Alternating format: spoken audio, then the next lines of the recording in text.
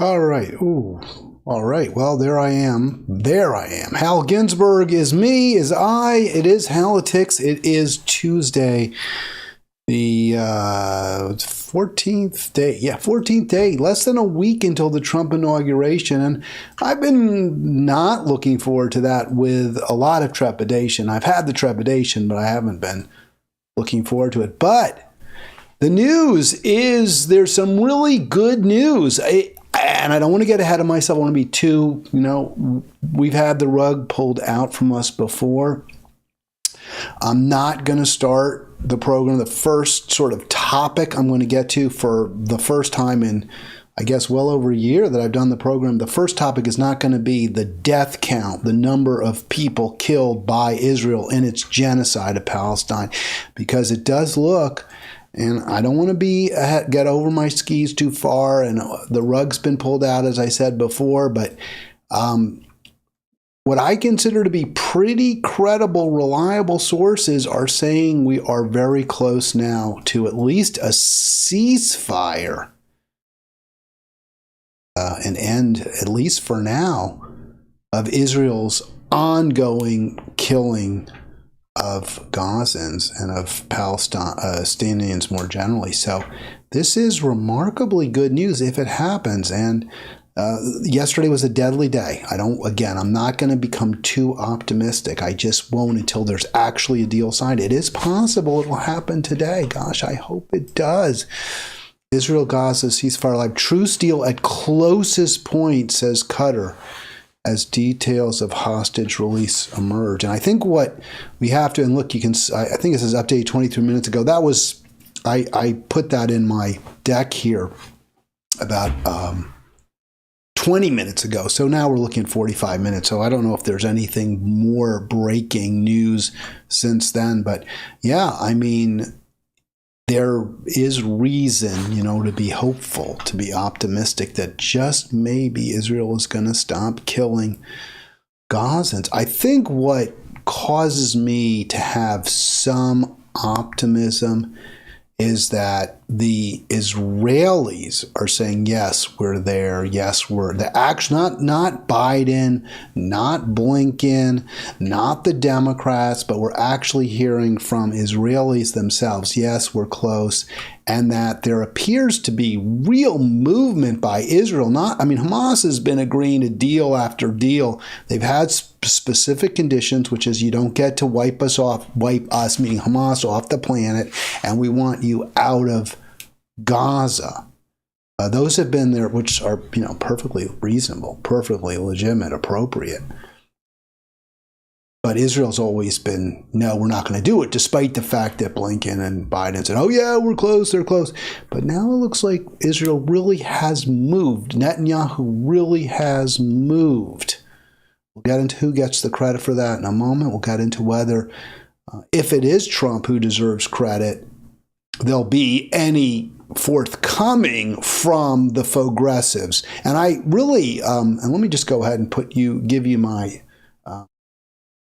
my deck here, because I want you to see what I really debated what was the right way to present this program, to promote it, what was the right title.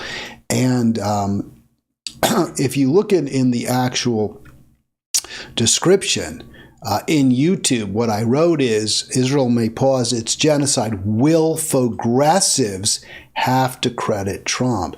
And I debated, should I say, will liberals credit Trump, or will the libs, or something of that sort? I also thought about putting in Dems. But I ultimately went with Fauxgressives because I consider myself to be a liberal, and I've gone after the liberal class and people who are self-described as liberals and self-identified liberals.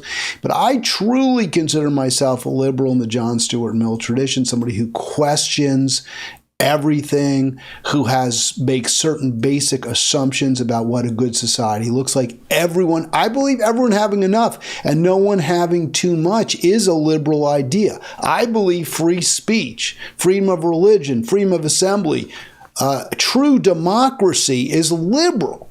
So I don't want to give up the term liberal to dem apologists, dem centrists, dem corporatists, dem neolibs. I don't want to give that up. So I'm calling out the Fauxgressives, the Kyle Kalinskis, the Jamie Raskins. If indeed a deal is brokered, if Trump's handpicked negotiator, Steve Witkoff, is the one who, by all accounts, is able to pressure Bibi, will you give Trump some grudging credit? Because that's liberal, right? Liberal is you look at the facts, you look at the data, and you come to a conclusion based on it, not based on pre-existing beliefs. So if you had the pre-existing belief, as I do to a very significant degree, and I haven't given it up, but that Trump is evil, Trump, I don't necessarily consider him a totally malign presence. I've said in some areas I believe his views are superior to that of the rank and file Dem, certainly when it comes to Ukraine, but never when it came to Israel. But it does look possibly that his efforts may just may be what ends, for now, at least, and hopefully going forward, the killing by Israel of, thousands, tens of thousands, quite possibly hundreds of thousands of totally, wholly innocent Palestinians who are victims ongoing of Israel's occupation, of Israel's ethnic cleansing, of Israel's genocide. Maybe, just maybe, Trump will change that, and we can only hope. Hey, if you like what I'm doing here, do click like, please. Really would appreciate that very, very much. And I'll also urge you, to click subscribe if you haven't yet done that. It's bottom right corner. Despite the fact that a deal may be in the works, and it looks like it, maybe, obviously. Yesterday was a bad day. 61 more killed in 24 hours. There's Al Arabiya News. And you see the people just wading through the rubble of the Israeli onslaught. 240-242-5646 if you want to call me. 240-242-5646. And I did test to make sure my ringer is working. I don't know if you just heard it, but yeah, it's working. So there you go. But if you call me, I'll be able to talk to you. I'm also going to just go see if there's anyone in the chat. My buddy Ari is usually the first one there, and he is again. The ceasefire in Lebanon was not abided by Israel. That's true. They did keep, their attacks going on occasion against Lebanon. If there hasn't been a deal reached yet, we'll see what happens. We can only hope. But again, very deadly day, and that's more reason, of course, to be hopeful that something will happen to stop Israel's murderous rampage. 61 killed yesterday by Israel. Now we have 46,645. I told you there was a big jump over the weekend. Not sure why. I don't have any reports of some mass killing, by Israel over the weekend, but we did see a jump of about close to over 500.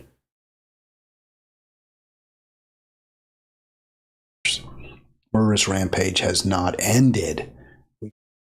So does Trump, and I will get to the LA fires. I have not forgotten them. Obviously, that's a really bad thing, too, that's going on. But the news isn't that changed. We do have a story we'll get to where I think Gavin Newsom made an absolutely awful decision. And so you see where Trump may be able to bring about a peace deal that Biden-Harris absolutely failed to, and as far as I can tell, didn't even try. Didn't even really make the effort. I know that AOC told you at the Dem convention that Harris was working night and day to get a deal done. We all know that was a lie. I mean, it's clearly just a false statement. That's a Fauxgressive. Will the Fauxgressive AOC give Trump credit if the deal is reached? And here you see Haaretz, which is kind of the New York Times, I guess, in terms of their politics. They're sort of the liberal rag. They try to play both sides. They're not hard right. They're not Fox News like the Israel Times is. I believe it's called Israel Times. Is that right? I don't know. So Haaretz, kind of the center left, maybe. They really can't stand Bibi. They don't like Trump either. Here's what they say. Trump's Mideast envoy forced Netanyahu to accept a Gaza plan he repeatedly rejected. Wow. Isn't that amazing? So, if you were going to say, well, the reason there might be a deal is because finally Hamas is really scared. They've been coddled. Harris, Biden were coddling Hamas, refused to consistently call out Hamas. Remember how Harris embarrassed Bibi when he came to the Congress and she wouldn't even meet with him? It was a slap in his face. That's what we heard from a lot of the Zionist wing in both parties attacking Harris. And that was an argument, you have to vote for Trump because he'll support Israel come hell or high water. Trump played into it. If we don't get a deal done, there'll be all hell to pay. When I take office. But the deal is actually a better deal. Hey, Ari, hey, Emogi. The deal is a better deal for the Palestinians than anything that Netanyahu had considered before. This is basically the conditions that Hamas has said we require, and Hamas has not given in more, caved further. Instead, the pressure by Trump's Middle East envoy, Steve Witkoff, who's gone to work even before the inauguration, revived the hostage talks. And now Netanyahu is using Witkoff's pressure to excuse his willingness to go a little further than he had before, saying, well, I have no choice. I have no choice. How come I would say to you, if you called my program, if you watched Kolinsky, if you watched these other Fauxgressive programs, if you made excuses, how come Biden didn't leave Bibi no other option? How come Biden-Harris didn't read the riot act to Bibi? Why was it Trump? And if it was Trump's envoy, then don't you have to give him a little bit of credit? Don't you have to maybe acknowledge you got it wrong by insisting that you had, or as the New York Times said, the only patriotic thing you can do is vote for Kamala. So here's what Haaretz tells you, and they would know. They're right there in Israel. Last Friday, just a few days ago, Witkoff, the Middle East envoy tasked by Trump, went from Qatar to Israel and said, I'm coming to Israel tomorrow. And the response was, well, we'll be happy to meet with you. I mean, you're our buddy, right? You're Jewish. He is Jewish. You're a Trump ally. He's a friend of Trump. So we'll be, give us a moment. We got to finish our Shabbat. And the prime minister will meet you. When you cool your heels at the airport or go to your hotel, take a bath, take a shower, have a drink, and then come on over after the Shabbat. And we'll be happy to, kick ideas around a little bit. That's the response from Bibi. And what does Witkoff say? No, I don't care about your damn Sabbath. We're meeting when I get there. We have been covering you. We have been giving you weapons. We have been supplying you. When I come to town, you meet with me. You don't give me, the runaround. And I love that. And one of the biggest reasons I love it is because Israel is the Jewish state. So presumably, the Shabbat would take precedence, right? Hey, we're Jewish. We're Jews. It's our country. We're going to have our weekly religious time for ourselves. And that means we're not going to talk to you about ending our genocide, about stopping the ongoing killing, or at least pausing. I don't want to say ending. We're not going to do that until we feel like it, until we've concluded our Shabbat, until we've had our, evening meal. Then, yeah, sure, we'll go ahead. No. And we go, no, sorry. No, no. We're meeting when I get to town. And that is exactly the right response. That is the attitude that the U.S. government should have had, that the Biden administration never took. So you want to know why I didn't vote for Harris-Biden? That's why. Because they let Bibi play them over and over and over again. We even heard some Dems acknowledge that. It's not just me saying that. So because, right now, Trump ain't even president.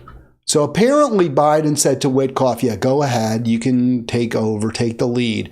And we're going to stand down a little bit. We're not going to be as aggressive about we're not going to be, insist that we, Biden, keep making the rules. I mean, just a few weeks ago, $8 billion right out the door. We're giving it to Israel, right?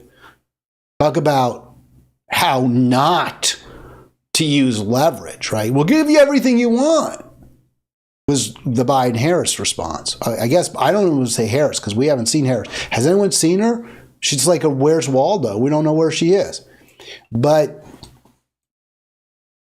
Biden's like, yeah, I'm old, I'm demented, I got no one to lean on, so yeah, go ahead, take over Witkoff. And unusually, Biden let Witkoff lead. So this is a change in the rules.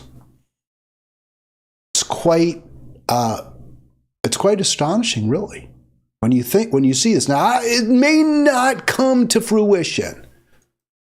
I'm hoping it is right now while I'm on the air, because I couldn't even get too optimistic. This is the thing I've been wanting for so long now. I don't know if I've communicated to you how painful it is, how heartbroken I have been at watching the Jewish state commit genocide, and with the complete support of the U.S. government. And I want to be very, very clear. I do not consider myself to be an Israeli. I don't have allegiance to the state of Israel. I don't, as a Jew, do I have a certain sense of affinity towards Israel? Yeah, I won't deny that. Yes, I do. So that causes me to feel greater pain at their actions, at their cruelty, at their sadism. Yes, that is true. But what's even worse for me is my own country participating in the greatest crime, the ultimate crime, eradication of a civilization, of a group of people, the culture, mass murder, industrialized murder that we have completely supported.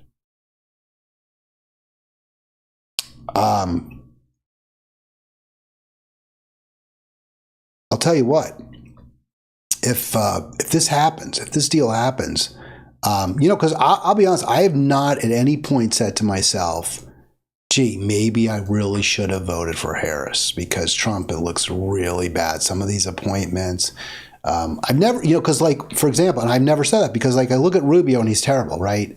And there's certain things Rubio threatens that are worse than Biden. For example, again, making Cuba a pariah state and maybe more aggressive posture towards Iran. Those are really bad things. But I've never said, gee, maybe I should have voted for Harris, because I look at Anthony Blinken, he's like the worst Secretary of State ever. So I look at Pete Hegseth and I'd say he's no worse than Lloyd Austin. How could he be worse than the guy who represented the military suppliers, right? The weapons manufacturers. Because that's who Lloyd Austin is. That's who Anthony Blinken is. So no, I haven't questioned my vote for Jill Stein. But I've also thought maybe I was a little too hard on those who voted for Harris, who said you have to vote for Harris. Maybe because Trump has been, a lot of the stuff, the rounding up immigrants, is all terrible. This doesn't excuse that, but it's a huge, huge accomplishment. It's something that if you voted for Harris, if you said you can't vote for Trump, you got to say to yourself, I got that one wrong. He can bring, if his guy, and here it is, Witkoff has forced Israel to set a plan that Bibi has repeatedly rejected, and Hamas continues to insist hostages you have to release our people, the thousands and thousands of Palestinians that you've illegally kept, and you have to get out of Gaza, which Netanyahu may or may not oppose. I don't know, but he is under tremendous pressure from the hardliners to keep the military there. But now he said, okay. And it has to be approved. It may not. Israel, the hardliners don't like it. So this is what all from Haaretz. I really want to this is really interesting stuff. And that's why I'm talking about this. What Bibi's doing with Hezbollah is saying, yeah, it's not me, it's Trump, I can't help it, it's Trump. And I think the response from the right wing in Israel really tells you, that Trump deserves some credit if this happens. So I was trying to, who is Yotam Zimri? So Yotam Zimri is kind of like a Rush Limbaugh person. I had to look him up, right? He's like a Fox right-wing commentator. He has a TV program. I was like, what is the Patriots program? What the hell is that? So it's like a TV program. It's like Fox and Friends or something of that sort. And he's saying, why are we going to have this deal? Trump said Hamas will understand what hell is if you don't, if the Hamas doesn't cave. So why are we going to agree to this? Why are we going to give up, our occupation? Why are we going to stop killing and killing and killing? We want to kill, kill, kill. That's what Yotam Zimri is saying. And then his program mate, right, says, well, Trump's making us do it. So, I mean, again, you gotta say, what the hell is this? Is this like a new, is this upside down world? Is this bizarro world? And more from those righties. The warmongers in Israel. I don't want to say war, because it's not war, it's genocide. The slaughterers, the killers, the genociders, the hard right extreme genociders. So what does Zimri say about that? He says this is lies. So Trump lied. It's a big disappointment. And his buddy, Zimri's buddy on this right-wing show, he talks about hell, and then he sends his envoy, right, his messenger boy there, Witkoff, to sign a deal. It's a deal. It's going to be hard for us. Let's hope Hamas rejects it. Maybe God will harden Pharaoh's heart, right? Look, what kind of kooks, what kind of crazy people are these that Harris, Biden have been enabling, empowering, supplying for well over a year. So listen, Trump, if he was lying to Israel, I love it. If he was lying to AIPAC, I love it. I hope this deal goes through and they're bitter. I hope they're gnashing their teeth. I have a family member. I wonder what they're thinking about this right now. And one more point. One of Netanyahu's mouthpieces here, according to Haaretz, Bardugo says, the pressure Trump is exerting is not what Israel expected. And that is what is causing the change in position. But, again, huge but. And I'm getting ahead of myself. I want so bad for there to be peace. But still, it might not happen. It's in Bibi's court. And no one can be sure what he will decide. Okay, so the program, and again, I will get to, I promise you I will get to California in a little bit. I want to talk about Gavin Newsom. So this is a program, and one of my very dear friends and I have kind of reconnected. I made an effort. My wife was telling me this. It's really important that you, as we age, that we connect with people, that we stay involved with others. And I've made that effort. And in the past, I haven't always been as good to my friends as I should be, and to others. I recognize that, and I lament it. I'm really trying as I go into my final third of my life, right? Let's assume I live to be 90, hopefully. I mean, I'm in good health. I'm not overweight. I don't drink too much. I don't smoke. So I could see myself living into my 90s. I'm 61 now. So I have maybe a third of my life to go, right? So I'm really making an effort in that third to treat people as kindly as I can, as respectfully. And I've reached out and really reached out to people I care about. So I did that, and they said to me, they're an independent. They're not even a Dem anymore. They're an independent. And I so get that. Because if you look at the potential right now, at least from what Haaretz and other newspapers are reporting, that Trump is really making a difference, could bring us push for an end to the killing for now, the genocide, right? And stopping the genocide machinery at this point. And then you look at what Gavin Newsom is doing in California in response to the wildfires, and we'll get to that. It's hard to make the case, I believe, that there's some kind of moral imperative. I don't think one can make the case that you have to there's a moral imperative to support the Dems. 240-242-5646. 240-242-5646. Yeah, I see what Shade is saying there. This reminds me when it was said that only Nixon could go to China. I see that. But you got to give, well, I wouldn't have necessarily given, I don't know how much credit we give to Nixon for going to China, because at least I think we give Nixon credit for going to China, because normalizing or at least reducing tensions with China is a good thing. Not having most favored nation status, but that's not on Nixon. So let's go to the New York Times, because my question in the program is, will Fauxgressives have to credit Trump if a deal is reached? And we know from the New York Times the answer is almost certainly not. They are going to do everything possible not.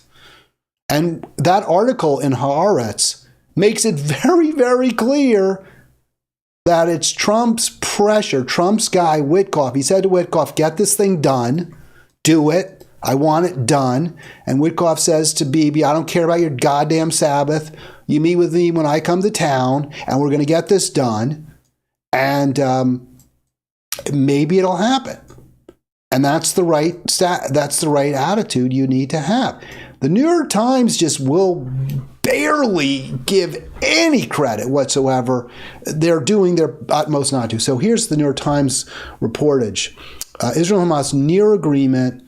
They appear to be making progress after months of failed attempts. So yeah, true. That is a fair headline. And let's go through that. And they make the point, which is true, that this could, and I want to be very, very clear. I'm not doing everything possible not to get too excited, because this is would really lift my gloom. And I mentioned I reconnected with a close friend who's an independent now, not even a Democrat.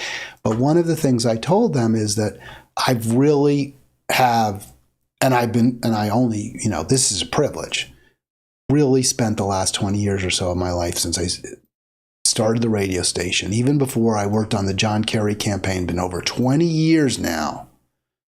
I've really dedicated myself to progressive causes. I've really dedicated myself to try to make our country a little bit better, a little less militaristic, a little better to poor, struggling, and working people, a little less totally in the thrall to the billionaire class. And I said, fail, right? Fail, meaning myself. I failed. So this to me would be not at all vindication, but at least something I could look at and say, okay, well, that's something good, finally, or at least an end of something terribly terrible. But yes, it could be dashed, because we know Israel has over and over dashed negotiations. And you can see the New York Times failing in its duty. What got Israel to the table? What got some concessions? We just went over that in Haaretz. It was the no-nonsense insistence of Witkoff, Steve Witkoff, Trump's guy. No, you're meeting with me. No, I'm not going to hear excuses. No, I'm not going to make apologies for Israel. That's what brought Bibi around a little bit, as far as we know, that he's come. And what does the New York Times do? Well, sometimes they break down because of mutual recrimination. No, it hasn't been mutual. It's been Israel over and over and over that has torpedoed deals, that has apparently, as far as we can tell, based on what at least Biden, Blinken have said, reneged on agreements that it's made. Pulled the plug, continued bombs, going after shooting doctors, shooting children, using children as human shields. That's what Israel's doing. It's not mutual, it's Israel. But the New York Times, carrying water for the Zionist lobby right there, continues to do it. And yet, there does seem to be reason for optimism. The Qatari negotiator says we are at the final stages, but until we have an actual announcement, there will be no announcement. By the way, if there is an announcement and you put it in the chat, I will comment on that. But because I can't be looking.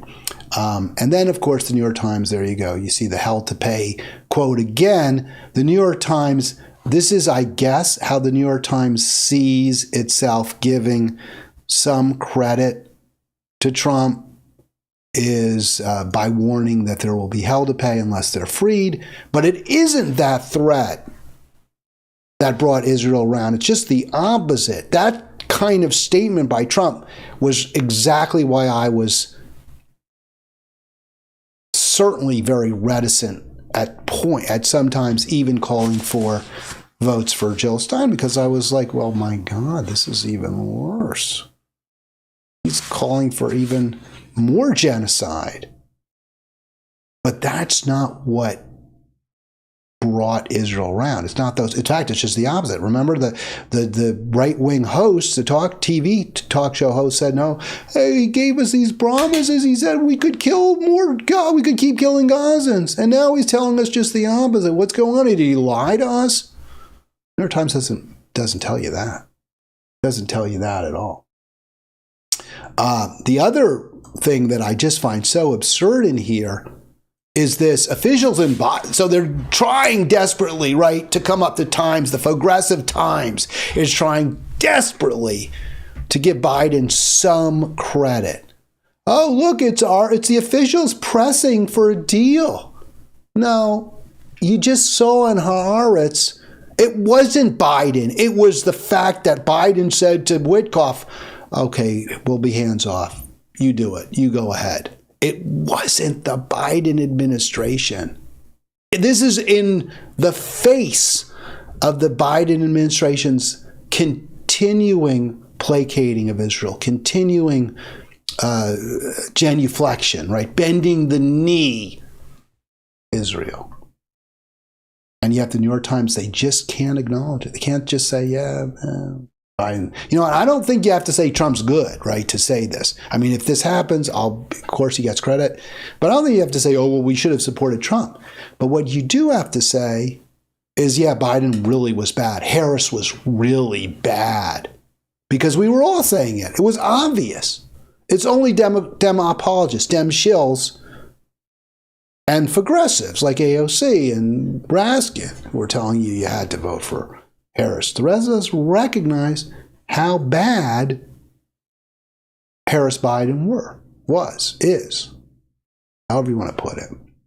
And just a little bit more, this is actually from the New York Times, again, showing that this deal, if it happens, is a good deal, but why it just might not. And I'm really, really afraid it won't. Ben-Gvir and Smotrich, who are the hard-right extremists, they're saying that this is a surrender to Hamas. Obviously, a load of crap. The worry, well, I don't know if it's worry. The worry, this is the worry, is if they say to Netanyahu, you make this deal, we're pulling out of our coalition with you. That's the end of it. There's no more coalition. That happens, Netanyahu's no longer prime minister. Although, who knows how would Smotrich and Ben-Gvir form a government? Netanyahu's the only one that the centrists or the center right and the hard right could coalesce behind. So I don't think Ben-Gvir and Smotrich really have a lot of leverage right now if Netanyahu is prepared to make this deal. If they pull out, that could be the end of Netanyahu. He could go to jail, right? He's been, one of the reasons he's kept this war going for as long as he has is because Smotrich and Ben-Gvir have said, we'll stay with you. As long as you let us keep killing Palestinians. And Netanyahu's a amoral monster. He doesn't care. Fine, go ahead, kill. I don't care. As long as I get to keep stay in power and don't have to go to jail. But now, I guess he's saying, I can't keep this going anymore. The pressure from Trump is coming into power now is so great that even, for all we know, and who knows if this Witkoff said, we're gonna let the International Criminal Court charge you. We're not going to protect you from charges of genocide. Witkoff may have gone that far. I doubt it. I'd be surprised, but he must have something on Netanyahu that is causing Netanyahu to be willing to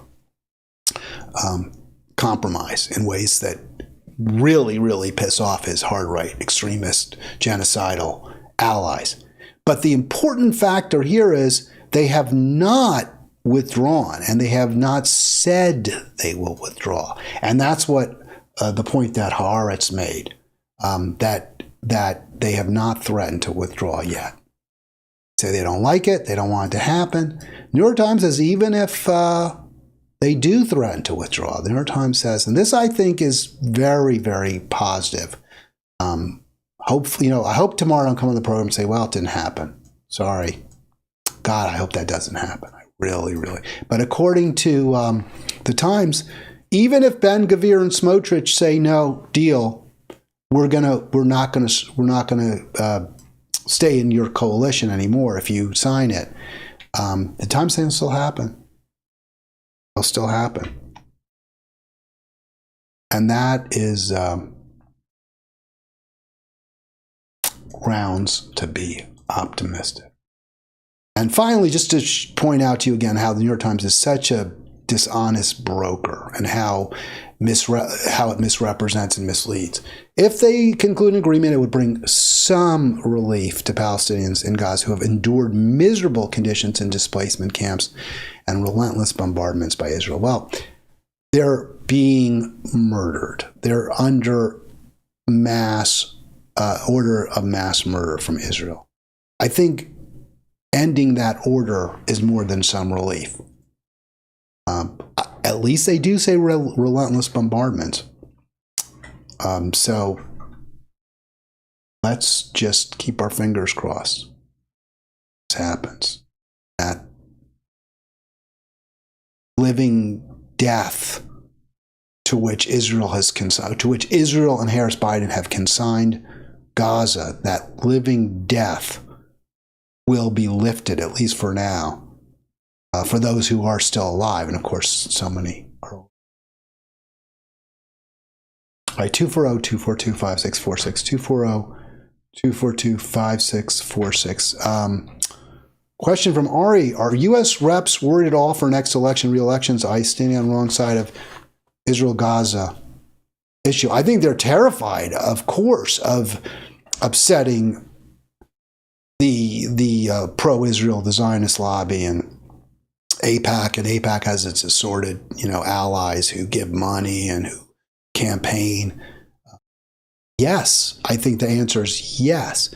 But if Trump concludes can get this deal through, or if his Trump's guy Witkoff and the pressure from the incoming administration gets that deal through, I think it takes a lot of the pressure off the representatives, because they don't have to make the deal, right? I mean, if Israel says, all right, we're going to stop killing for now, we're going to accept the ceasefire, that doesn't, that takes the pressure off of the representatives to keep voting for more weapons to go to Israel. So yeah, I mean, I think they're worried. I think there's always going to be a tremendous pressure to give Israel everything it wants from the many billionaires who fund AIPAC, but I don't think that would stand in the way of this deal. So cautiously optimistic. I haven't refreshed. I'm not looking at my news feed right now. I don't have the opportunity to do that. But this is as good as I've felt in quite some time, or, about the prospect for an end to the, don't want to say an end, for a pause, significant, meaningful respite for the victims of Israeli-American war crimes.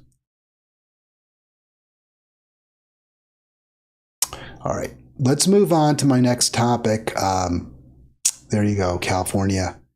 And certainly made the point, obviously this is secondary to human activity, global burning, fires there.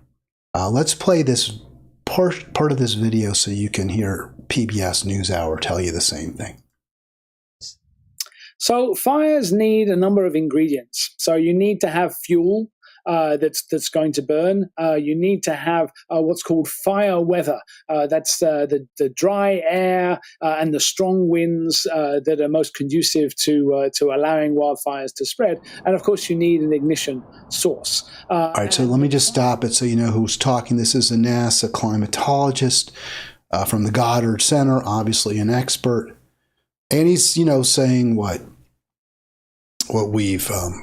I've been saying, what others have been saying. So you need two things. You need fuel and you need the actual fire itself to start it. And he's going to go on and talk about it some more. The climate aspect of this is very much in the both in the fuel load and in the fire weather aspect. So in Southern California, we used to think of the late fall as being fire season. Well, now fire season stretches out all year because the temperatures and the evaporative draw, the drying out of the land surface has been increasing as temperatures have increased. And so the other part of that is the fuel load. One of the things that we've been seeing in California is this kind of whiplash between extreme wet events like multiple atmospheric rivers at the beginning of last year, and then extreme dry events. So it hasn't really rained in the Los Angeles area for months now. And that has led to both a spurt of growth when there was water, and then all of that growth has dried out, providing unfortunately a perfect storm for fires this season. And now in the wintertime, when you get these strong Santa Ana winds coming off the cold mountains into the warm basin, those have provided that extra component of fire weather, and we're seeing the results. All right, so just real quick, these are the same exact points I made, Shade made yesterday as well. You have more growth because of the extreme rainy seasons that we've had on occasion, and then extreme aridity. So the human activity burning fossil fuels causing more swings, more extreme weather, more precipitation, more aridity, and that is creating more fuel, and then ultimately more conditions where extreme heat and wind will create terrible problems, as we're seeing right now. So that's what we are doing, right? That's what we've done. That's what humans have done. I'm going to play a little more. This is really important stuff. And it's relevant, very relevant in my view, to what Governor Newsom, the terrible decision that he recently made, and we'll get to that, recently meaning yesterday. But let's just hear a little more from this expert. If our baseline is changing and these large-scale destructive events are becoming more common, what more can we do to mitigate it? Well, I mean, we can mitigate things on the long term by reducing the amount of greenhouse gases that we're putting into the atmosphere. Until we do that, temperatures are going to keep rising, and we're going to keep having these announcements about record warm years. And the impacts of that global mean temperature change on intense rainfall, on wildfires, on sea level rise, on heat waves are going to continue to get worse. There are local adaptations that we can do to prevent the worst things. We can build better in the same way that we build better for earthquakes. We can build better for fire-prone environments. We can try and manage things, but a lot of this is unfortunately kind of beyond our control. All right, so you heard what he said. I mean, it's so clear, right? Two things that have to be done. The big thing is we stop burning fossil fuels. We just stop. We move to renewables. We move to sustainable energy, right? That's the big thing that Dr. Schmidt there from NASA is saying. That's the one thing we have to do. But the other thing we can do is build better, build smarter. Won't stop the fires. It won't reduce the total number of fires, but at least will reduce the devastation, right? So two things. The big thing, burn something other than coal, natural gas, oil. Just don't burn them. The other thing, build smarter, build better. And I mean, we can all think of ways you build better, right? You know, you have smaller houses. You don't have all the sprawl.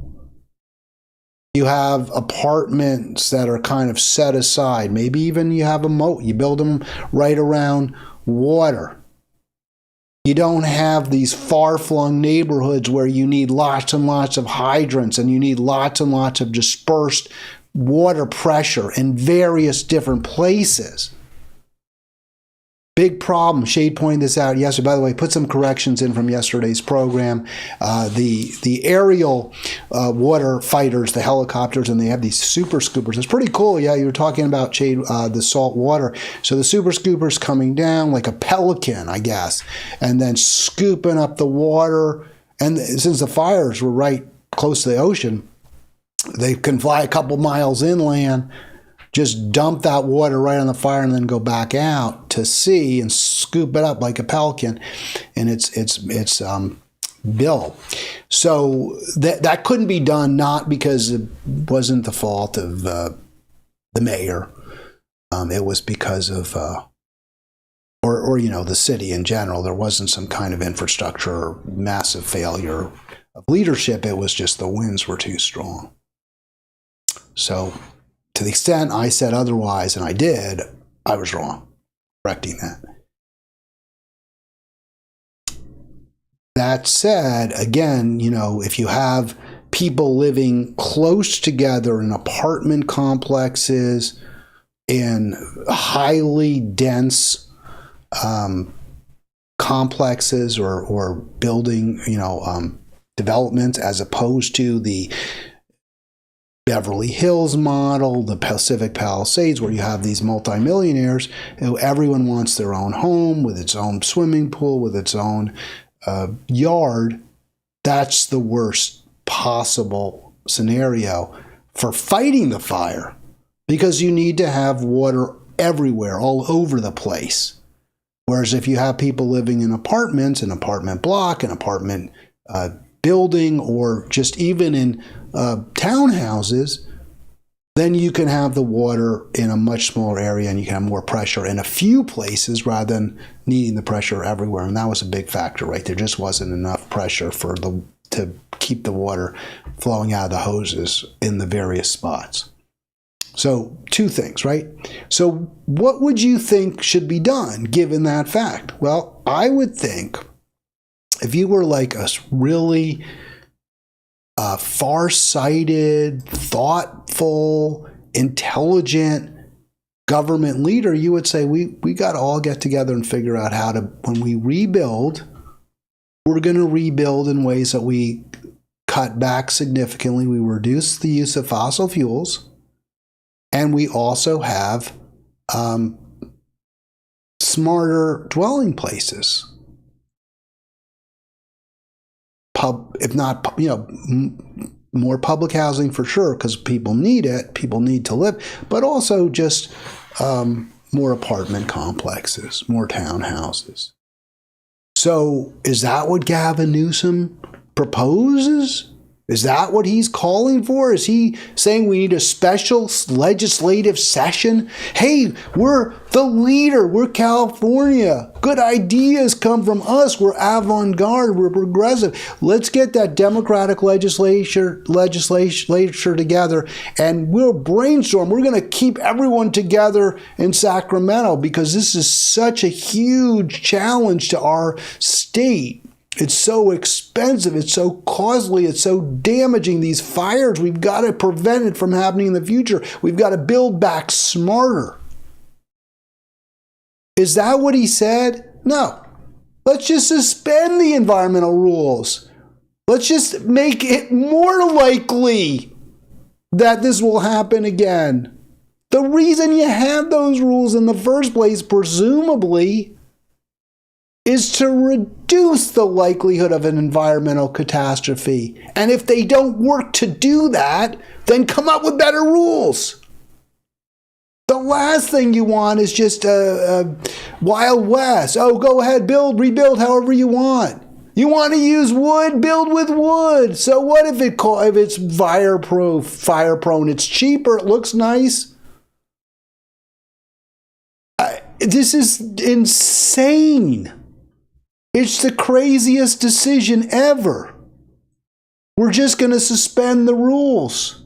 And what, I mean, I can't even, it just, when I saw that, it boggled my mind. I haven't heard anyone even really talking about this. And what happened? Look at that. Just, it's a moonscape. It's a lunarscape. It's all dead. It's sterile because of that fire. And now we'll have more.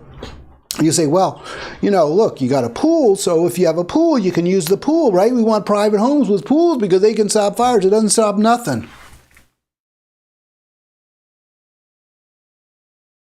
So the people in those homes, they've got a lot of insurance. They're insured up the yin-yang. Some of it probably provided by, subsidized by taxpayers. Who's going to go to town? Hey, put that addition on. So don't worry about, you don't have to worry about using solar energy or green or wind or whatever. The 3-page agency directs the state agencies to coordinate with local governments, not to build back better, to build back smarter, not to make sure that everyone is housed. No, let's just allow people to do whatever they want when they rebuild. We're going to waive all permitting requirements, waiver of permitting requirements under the California Environmental Quality Act. And I don't want to say stupid. I mean, I gotta believe it's just pure corruption. This is what probably the developers, the builders want. Obviously, it's what they want, right? The last thing they want is to have a lot of red tape. Oh, is this addition really necessary? Are you going to be cutting down any trees? Because the trees can be a fire break. Not the brush, not the scrub, but you have those old oaks, they might, but the fires are so hot now, it's less likely to prevent it. But still, better to have the tree than not, usually. We don't want to have to worry about whether we cut down any trees. Also, just one more little throw-in by Governor Newsom. All permitting requirements are suspended as well for the California State Coastal Act, which is designed to prevent runoff into the ocean, right? Pollution, toxic waste. It's crazy. Why? Because of a fire, there's no longer a crisis of polluted oceans? Is that the reason? Is that the theory? That we don't have to worry about coastal erosion now because of a fire? I understand the impetus. The impetus is people need to be housed. We need to build back. I get it. But there are ways you can address that need without taking off the protections for the environment and ultimately for all of the people in the state. Again, build structures, build complexes where lots of people can live. And if it's going to be temporary, it's going to be temporary for a while. You're going to be unhoused for a while, one way or the other. Moving forward, we're all in the same boat. Let's make sure we build a tight, safe, secure boat for all citizens that's least likely to be capsized the next time there's a extreme weather event. But it's the decision by Newsom obviously going in utterly the wrong direction. And just to tie a bow around all of this. So, there are times, again, we're going to see play both sides of it. Maybe that makes some sense because the rules are often suspended, right, in certain cases, in emergencies like this. It isn't. We can't deny it's an emergency. And for large projects like sports stadiums, wow, sports stadiums, I guess, shouldn't have to comply with environmental rules. Crazy. But the Times makes it clear, to its credit, that this is different. This is a different kettle of fish, what Newsom's doing. It's unusually extensive. And in the past, even when we've said, okay, there was a big earthquake or there was a flood or what have you, and we've needed to rebuild, the owners of the property have had to at least show they tried to comply with the law. But now it's gone. Environmental protection for the people, I would say it's for the state, right? It's for the land, it's for the vegetation, the botany, the animals, but it's for humans too, right? I mean, we all presumably want a sort of a nice environment to live in. I want to get to the meat of this because what we heard from the Goddard NASA climatologist is that the only way we're going to reduce in the end these devastating environmental events like fires Only way we reduce their deadliness, their size, their frequency is if we reduce our consumption of fossil fuels. And that was a huge impetus. That's a huge part of the California Environmental Quality Act. One of the major reasons for it is to move California away from fossil fuels, which is exactly what California must do if it doesn't want more fires that are so devastating. There's always going to be fires. It's not like there are not going to be fires. There'll be fires. But to have a shorter fire season, fires that can be fought, fires that are less deadly and destructive, right?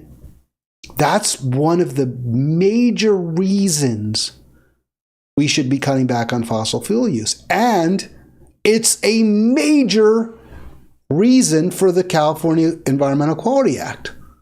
So this is from Jessica Wentz back in 2019. California adopts CQA guidelines aimed at improving considerations of greenhouse gas emissions and climate change impacts.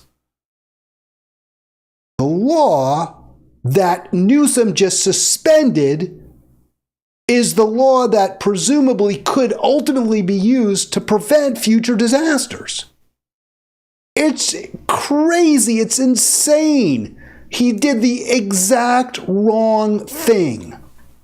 That's your Democrat. That's the guy that people said, oh, if only he had been our nominee instead of Harris. And maybe he would have been a little better. I don't know. I don't know. But I will tell you this, that friends of mine in California, maybe we'll hear from Arlen on this, they don't like him. The ones that I trust, that I rely on, they don't trust him. They don't think he's, and that's my sense, is he's not trustworthy. He's phony. He's a Fauxgressive. From the CEQA commentary, the latest guidelines require consideration of any wasteful, inefficient, or unnecessary consumption of energy, and states that agencies must mitigate any wasteful energy use if it will give rise to significant impacts. So that requirement, a requirement that is absolutely the right requirement, is out. And it's out if you're rebuilding. Remember disaster capitalism. No good disaster goes, you got to take advantage of these opportunities. That's disaster capitalism for you. That's Naomi Klein, the shock doctrine. And the CEQA is very, very smart, the way it's written. And this is the kind of thing that I would support. It's not the perfect answer, but it's very, very close. So what the CEQA says, if you're going to approve a subdivision, if you're going to approve a building project, you got to focus ultimately on the energy demand caused by it. Will there be increases? Is this very energy efficient? Does it use all the latest technology, solar energy, wind energy, geothermal? Is it designed so that it will absorb very little heat from the sun in the summer and will also be relatively warm in the winter? Those are the kind of factors that the California Environmental Department of the Environment is supposed to focus on to determine whether to approve projects. And that's exactly what should be done when LA is being rebuilt. But it won't be, because Newsom just said, nah, do whatever the hell you want. Free for all. All right, 240-242-5646. Just a little bit longer for today's program. I'm a little over the hour, but I want to just finish this. Complete mistake. Now, I said this isn't perfect. Well, what would it be perfect? Remember, you want to focus on the energy demand caused by the project, right? You want to reduce it.